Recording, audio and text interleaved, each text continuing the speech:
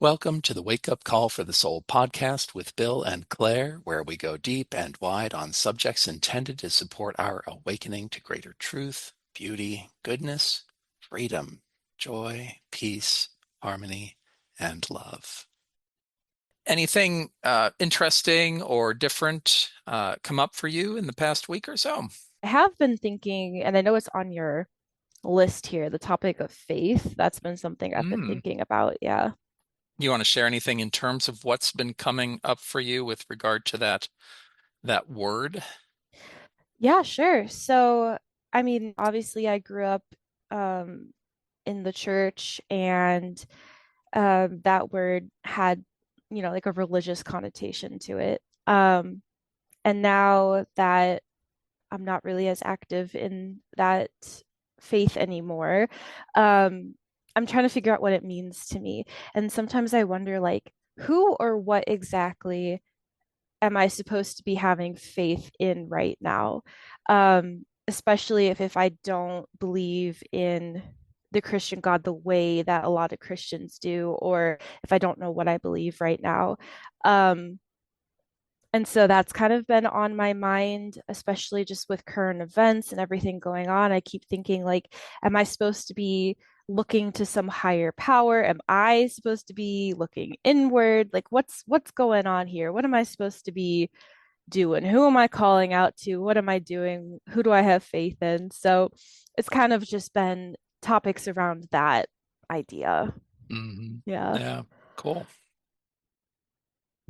So the word faith is interesting because so often you alluded to it at the beginning of your comments that faith oftentimes refers to a specific religion. Hmm. Yeah. And I find that so interesting. The way I'll say it sometimes is that I'll use a word like religion, or I'll call it a faith tradition. Hmm. And then faith is something, it's this word that's so often used in a religious context. When I hear the word faith spoken about in a religious context, a lot of times, not always, but a lot of times it has this relationship to belief or some set or constellation of beliefs. Does that make sense to you? Have you thought about it that way, or are you coming at it from a different perspective? Yeah. Um, I think that's kind of where I was going with it. Yeah. Right, because a belief for me is like a mental structure. I believe in Santa Claus. Okay. Hmm. That that is what some people would call a faith statement, that they don't necessarily have evidence of what they mean by Santa Claus, but they believe that Santa Claus exists. Right. And so a lot of times faith has this connotation with it whenever it's attached to beliefs, that I believe something even though I don't have evidence for its reality or its existence. Yes. Hmm, Yes. yeah. And then I hear this all the time in churches, and uh, I'll call them religious people Hmm. that I spend time with, and they'll say something like, "Does he believe in God?" or "She believes in God." Hmm. As in, and I find these statements or these inquiries, these questions so fascinating to me because I can't understand what a belief in God is really good for. So can you help me out? Like when they're saying that, and maybe at one point I'm just going to have to ask them. I'm going to have to say, well, and how does that help? Hmm. What is this belief? I mean, because again, or maybe I'm misunderstanding the word belief, but if a belief is that I believe in something that I have no actual experience or evidence for, then what what good is it? And Right. I, I don't know. Yeah, these are the things I think about. Yeah, Where I get that. I think like part of the aspect about faith that I've been thinking about a lot is kind of how do I describe this? The belief that some people have, the faith that they have that somebody is looking out for them, is going to help them, is going to help us. I know I mentioned current events. There's things that I'm worried about happening globally. And um, it's not necessarily that I think, like, oh, is someone going to come in and save us? But just like, is somebody supporting us? Who is it?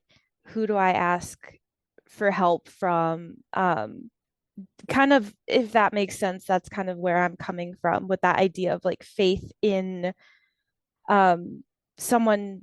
Sometimes people will be like, oh, I have faith that God will provide, or just stuff like that. Yeah, the word faith is really, it's so interesting. I read a book. It was The Dynamics of Faith.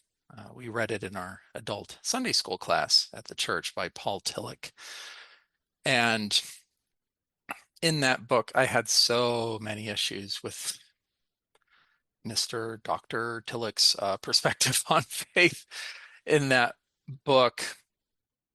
And, but it was interesting because Tillich says somewhere in the book that he tries to come up with another word for faith, and he can't, there really isn't in English, anyways, and I couldn't think of another one really that captured faith. Like even the closest thing I think we have in English is trust. Hmm. Um, but I think that still kind of falls short. It doesn't seem quite as inclusive as the word faith. Right. Yeah, yeah. And so then in this case, this faith, I'll just share my perspective and we'll see where it goes from there. When what I mean by faith. Hmm. So faith for me, it's built on this foundation of what I have experienced so far.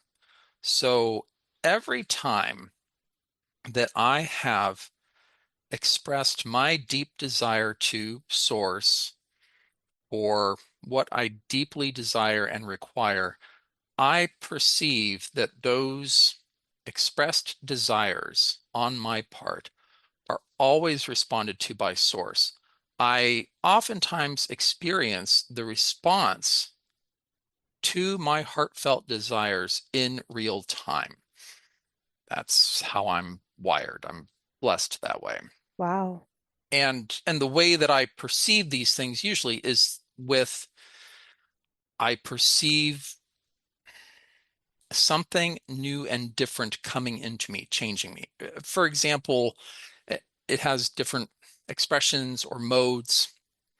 Before I did this, we do synchronous prayers with the Lightbringers Incorporated board. We do them 11:30 on Fridays, Eastern Daylight Time. If anyone listening wants to join us, we pray together. And in this prayer, I'm praying and I can feel there is stuff going on in my brain that I'm not causing. So I know I'm receiving some type of ministrations in my brain. I'm also feeling things happening within my body, and those areas of my body that I associate with my soul. So it's those kinds of things where when I call it prayer, people can call it their practice, whatever. When I express these things to source, my typical experience is that I receive them in real time, or sometimes if not in real time, within a time frame where I'm able to make some connection between my practice and that which is received in response to my practice. So faith for me is, I think it's very different than from what a lot of people mean by faith. Faith for me is that I trust that source and the omniverse, all that exists, will continue to be responsive to the expressions of my deepest desires. That for me is faith. And so, yeah. And I don't think most people mean that when they use that word, but that is literally what that word means for me, that everything I've experienced up to this moment in my life, that will continue, that as I express these desires, they will be responded to, and that I will perceive them in whatever time or way is best and most appropriate for me. I will experience the realization of those desires within my being, within my existence. Yeah. Wow. Uh, and when I say these things, because I do say these things in other contexts, I will say them in a Christian context. And usually, I don't even know how to put it. I think I think either people think I'm crazy, they don't quote believe me, they think maybe I'm imagining things, or that I'm expressing what I would call a merely human opinion Mm, that I think this stuff is happening, but I don't really know. uh, which I find interesting because usually when I express these things, I feel what I'm talking about within my being. As I was right. expressing these things to you, I'm feeling them. They are coming up from this well of light within me as I'm saying them. And and I'm doing my best to express these things in ways that people can get a sense. But what I know, and I know and we've talked about it, I think, so many times in this podcast that even up to this point, but I'll say it again because here it is, it's still here. Our material minds, our brains, they have this incredible filtering ability because of our training, socialization, and indoctrination in the fabricated world of human invention. We are not in perception of 99.9% of what is actually happening. And the 1% we are aware of, we are distorting through our, call it our inability or our unwillingness to perceive more of what actually is using all of the faculties, senses, perceptions that are available within our beings. Huh. So, does that make any sense? And you don't have to affirm or I don't, yeah, I'm just curious what's coming up for you. And you don't have to worry about offending me or No, not at upsetting me all. or anything like that. I'm not, I've said it before, I'll say it again. I'm not here to prove anything to anyone. I'm doing my best to express my experience in ways that I hope will invite other people to consider that there might be possibilities beyond the limitations that they have set for themselves. Yes, absolutely. So first thing I will say is I don't think you're crazy. I actually think it's kind of cool that you have that experience because that oftentimes has not been my experience. So I'm interested in that. And also what you were saying with the how we're not using or our perceptions are not how did you word that? You said like 99%. Yeah, so with regard to our perceptions, my understanding is, and it actually, my experience, I think, aligns with this so far, that most of us, most human beings on the earth at this point, that we are not in perception of 99.99999% of what is actually happening within us and about us. And the tiny little bit that we are in perception Ah, of that's is significantly distorted because of our indoctrination within the framework of the fabricated world of human invention, which is based on separation and other such lies. yes. Okay, that's the piece I was going to touch on. Yeah, when you were saying that about the distortions, the word cognitive distortion popped into my head, and it felt a little bit pointed at me because I've been thinking about those recently with just the limitations I view in my own life on what I'm capable of in this life. Um, and I think a lot of times they are based on certain types of cognitive distortions. And I think I don't know, I just felt like a little push of like, you should work on that. These beliefs, these distortions that might not even be real. Um, yeah, that was interesting. Yeah, Mm, and I think it's cool that you have the Christian context, but that you also experience things a little bit differently than I think a lot of people following that religion or context or practice like might experience. But I also think there probably are a lot of people that would relate to you, maybe. I mean, I've met some people that are a little bit more maybe like mystical. I think it's kind of cool. hmm hmm Yeah. Yeah. No, and that's the beauty of life. There's so much diversity. There's so much variation and variability available on this world and throughout the cosmos. Yeah, I would say in response to your comments about cognitive distortion, uh, yeah, this is probably going to sound strong, but every limitation that we express uh, towards ourselves, they're they can't be true. Hmm. They just they can't be because we are beings made in the invisible likeness of the source. This is our essential nature. And so whatever limitations or boundaries that we believe in, experience, cling to, identify with, they don't reflect the truth of our deepest core self, of our actual beingness. They are reflections of things we have taken on in these conditions on this planet, ideas that people have been replaying over and over and over again based on separation, fear, judgment. Yeah, so many ways that we engage in these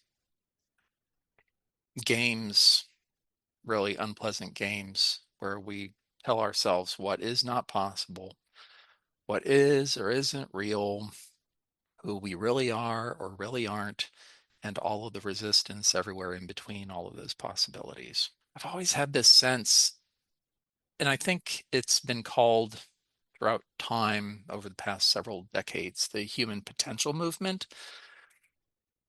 And I don't consider myself necessarily part of that, but I do perceive that every human being on this planet has vast reservoirs of untapped potential, and Mm. that even the people on this planet that people would point to and say, oh, look, they have achieved so much of their potential in this life.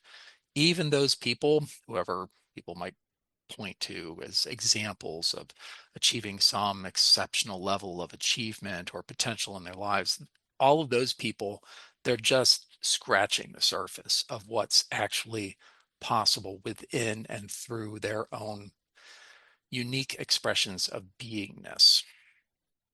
And that goes for Mm. every person on the planet.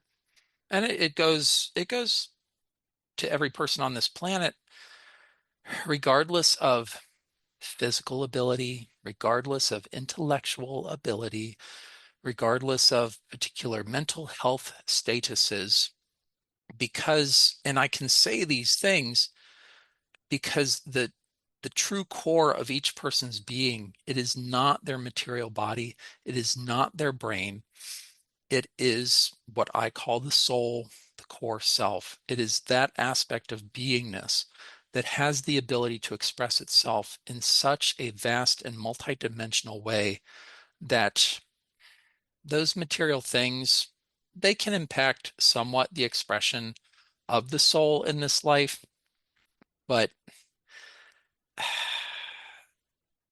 they don't they don't actually restrict its true expression, whatever you'd want to call it, energetically through their way of being, through their unique expressions of beingness. Mm. Yeah.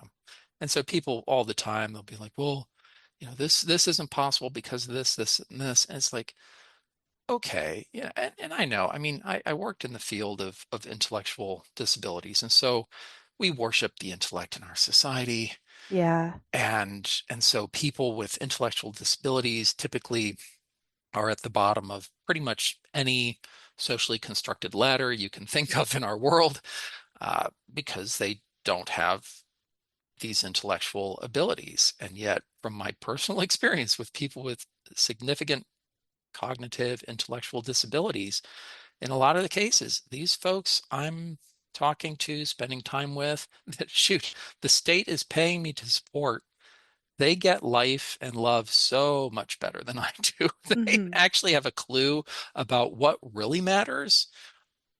And that's humbling to recognize that in a world that worships intellect and the ability to articulate one's ideas with brilliance and wit and these kinds of things. And, we've talked about it so many times here. Love is the thing.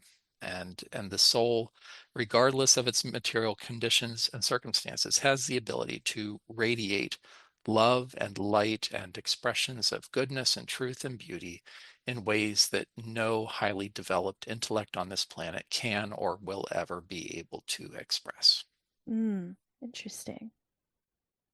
Hmm. Yeah. And I've experienced this myself. In my world, there are people who tell stories of someone who led a really faith-filled existence, and yet this person ended up with dementia. And yet the people who knew that person and who saw the caregivers coming in, they were able to witness the impact of that person's soul on those caregivers, the people who were coming in to serve that person. They realized those people could sense that they weren't just caring for a body with a deranged mind, that there was something palpable and real in that space, and they were attracted to it. They could feel the love radiating from her soul, even as her mind was completely, almost constantly incapable of expressing that in a way that people could verbally understand. Wow. Yeah. That is profound, especially because I've been thinking about going into hospice nursing. Yeah. Yeah. Yeah. And that's the thing. It's why I'm doing the podcast. It's why I do everything I do. I want to invite people to consider the possibility that there is so much more to our beings, to reality, than we have allowed ourselves to contemplate. And that these things, they are not merely theoretical or conceptual, but that they can be experienced in an embodied reality, Mm. that they can experience them for themselves, that they don't have to take someone's word for it. Right. I don't want people to take my word for anything. I've said this a gazillion times. I want to invite people to experience these things for themselves so that they don't have to say things like, I believe in God, and think that somehow that checks a box. Mm. It- Yes. when I hear those words, I believe in God, it just, it makes me sad Hmm. because if I've experienced something, I don't see the point in believing in it. If something is a rock solid reality, why would I ever use those words? I don't say these things to offend or to upset people in an emotional way, and I don't express them as a judgment. They are really in the spirit of my blog, which is wakeupcallforthesoul.com, this podcast, which has the same namesake of Wake Up Call for the Soul, that I am in my own way kind of putting down a challenge to say that if people are resting on these kinds of phrases and platitudes, then they're missing out on the really awesome stuff. Mm. I mean, how many people think that because they believe in God that they've got some kind of nice little insurance policy? Wow. So often when I hear those words, that's what I hear. Everything that I'm offering, I'm not offering it as a judgment. I'm not looking to turn anyone off, but I deeply desire for people to really question the stories that they tell themselves that make them think that somehow they've covered bases, they've checked boxes, that they're good merely because they think they're good. And I don't mean good in a moral sense. I mean that they are good with source, with all of beingness and isness, that by being able to say those words with a straight face, yeah, again, it's this idea of coverage. It keeps coming up for me, insurance coverage. Like I've got my belief in God policy, and it is up to date. I said the words just a couple of days ago, so if I were to croak right now, I think I'm good. And I'm Mm-hmm. sure that a lot of people, when they say these words, they don't mean it, but boy, it's what I hear. Wow. Hmm. Okay. Boy. Ah, man. I love our conversations. I never know what's going to come up here. It's I it's know, like a right? it's like a slot machine, you know? Are we hitting some kind of jackpot, or have I just lost the entire wad, or what's going on? Oh boy. Yeah, so I mean, I don't know. I mean, what's that bring up for you? Or I mean, and again, you can tell me you find it offensive or troubling or No. No, not at all. I don't have too much of an emotional reaction to that, really. we look forward to you joining us for the rest of our conversation in the next episode. Thank you so much for listening to this episode of Wake Up Call for the Soul with Bill and Claire. May we love ourselves and all more and more with each passing moment. We wish you the very best and highest. Until next time.